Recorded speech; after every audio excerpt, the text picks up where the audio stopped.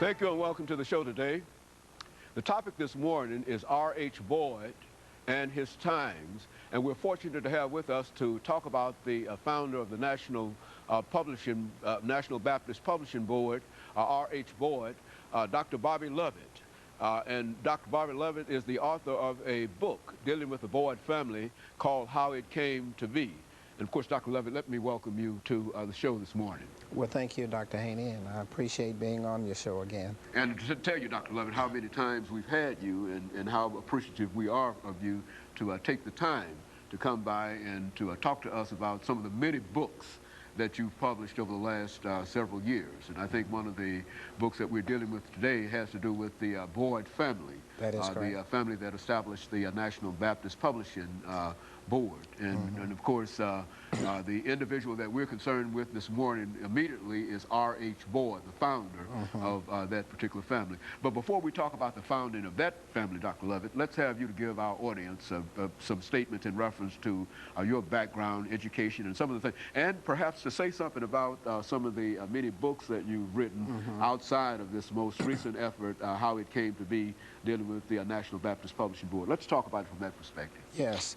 Well, I'm a native of Tennessee. I'm born and raised in Memphis, finished high school there, and I was raised there. Did all of my college education at the University of Arkansas, master's, doctorate, bachelor's degree, and so on. I taught at Eureka College in Illinois, the alma mater of President Ronald Reagan, the late President Ronald Reagan. And I left Eureka College and came to Tennessee State University to be a professor 34 years ago. And since that time, I have focused my work on research in Tennessee and national African American history. My latest two books, one of which we're going to discuss today, are titled The Civil Rights Movement in Tennessee, A Narrative History. Good. University of Tennessee Press, published in 2005. And the one that we will discuss today, thanks to you and the show, is How It Came to Be, the R.H. Boyd family's contributions to African American religious publishing. That particular company today is called the R.H. Boyd Publishing Corporation, which is headed by Dr. T.B. Boyd III, who is one of a long line of family members who have been the CEO and president of that particular company since 1896. Very few companies in Tennessee, Nashville, or the nation have been around continuously under the same family leadership for what this would be 112 years.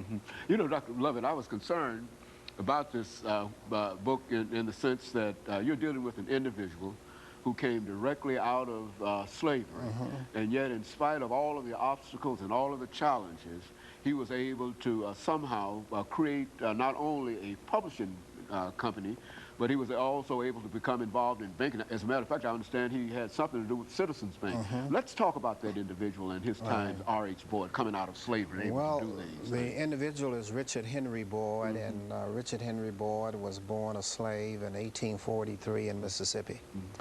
By the time he was 15, he was sold and went with his master's family to Texas.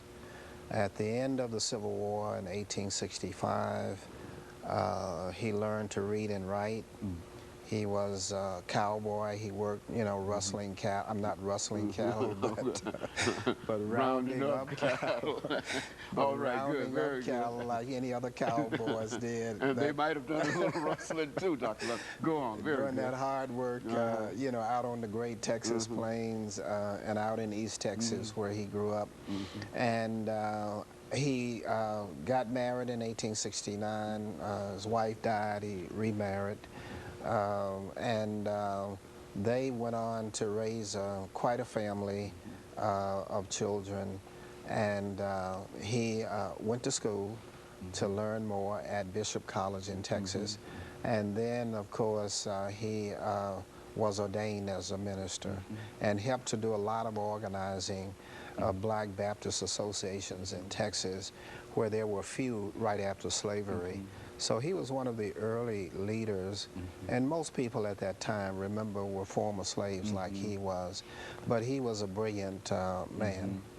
He was able to, and I'm intrigued by the idea that he learned to read after slavery, you see, and the ability to be able to do so.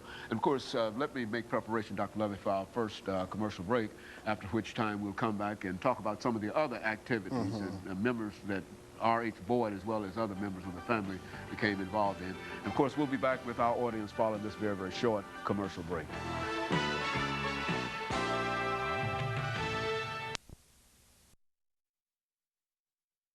The topic is the